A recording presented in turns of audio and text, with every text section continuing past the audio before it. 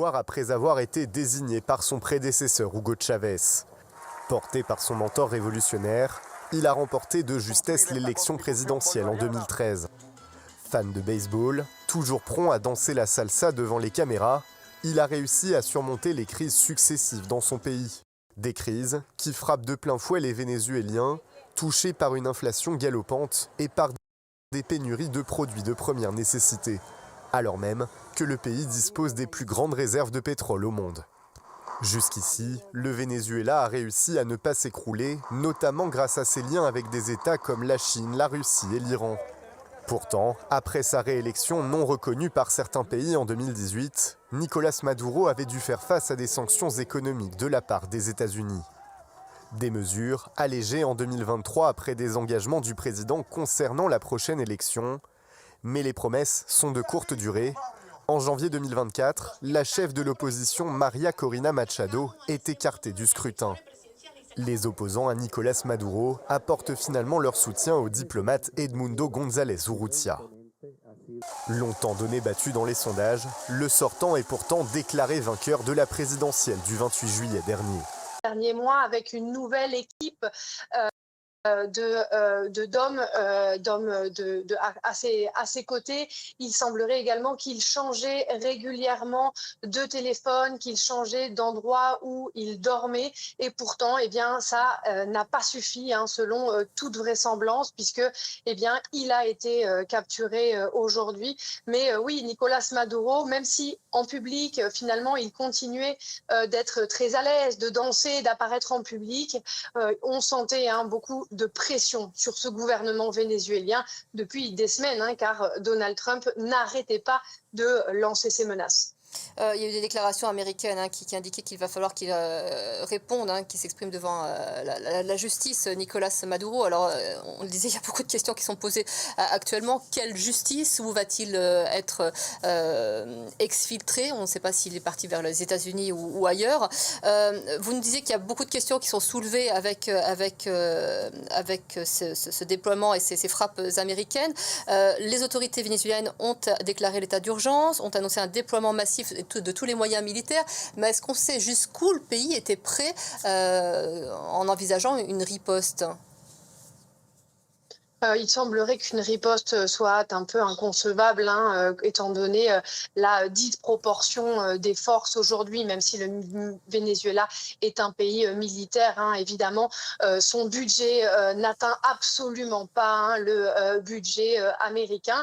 Donc aujourd'hui, on ne peut pas envisager une riposte, mais on peut envisager peut-être une mobilisation au niveau du pays pour éviter peut-être que l'opposition ne se lève contre les partisans du gouvernement et de Nicolás Maduro, puisque c'est toujours finalement la vice-présidente apparemment qui va prendre le pouvoir désormais.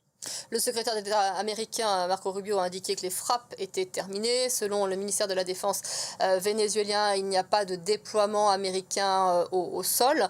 Vous évoquiez la question de la succession. C'est vrai qu'on comprend que cet épisode armé est terminé. Donald Trump va s'exprimer à 17h lors d'une conférence de presse. On en saura peut-être plus sur quelles étaient ses intentions. Mais cette succession, comment est-ce qu'elle se prépare? Est-ce que déjà des opposants s'expriment? Ou est-ce qu'on sent, alors on est dans les premières heures qui...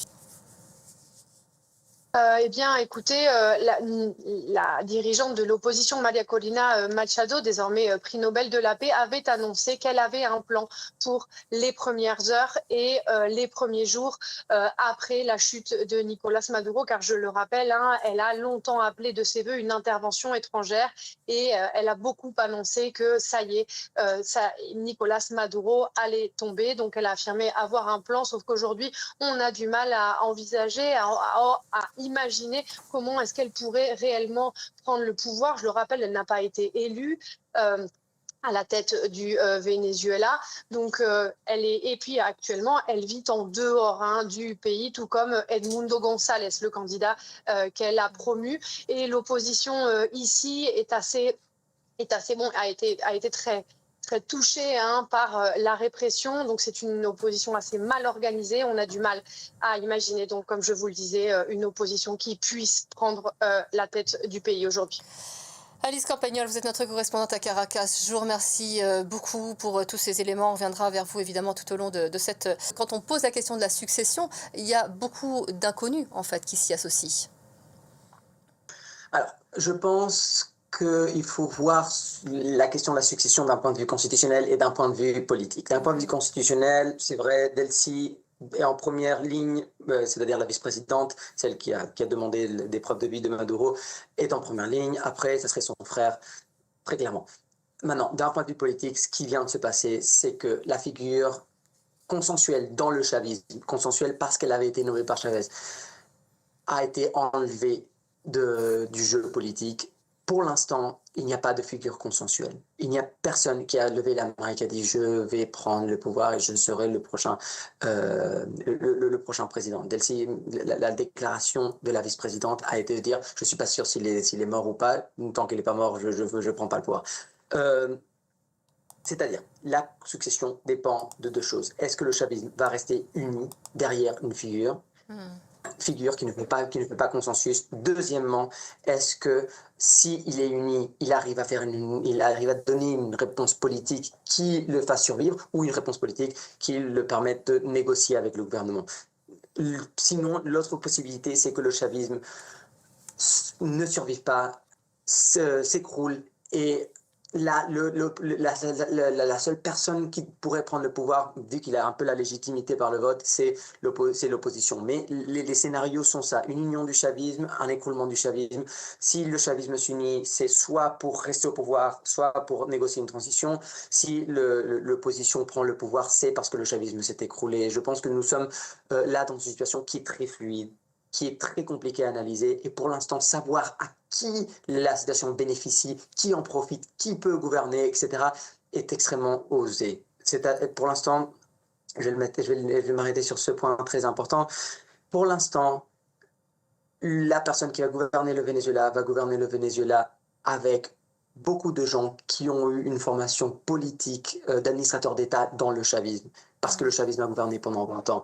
Et peu importe si l'opposition a un groupe de cadres à mettre au pouvoir immédiatement ou pas, la continuité du gouvernement vénézuélien va devoir être assurée par des gens qui ont opéré sous des gouvernements chavistes pendant 20 ans. Et c'est sur le court terme, peu importe si c'est l'opposition qui prend le dessus, le chavisme divisé ou uni. Je pense qu'il faut arrêter de se poser la question de savoir si on peut, mais de savoir que le gouvernement au Venezuela va continuer à opérer, mais le gouvernement au Venezuela va continuer à opérer dans des conditions qui sont extrêmement difficiles d'analyser maintenant, parce que rien vraiment n'est clair.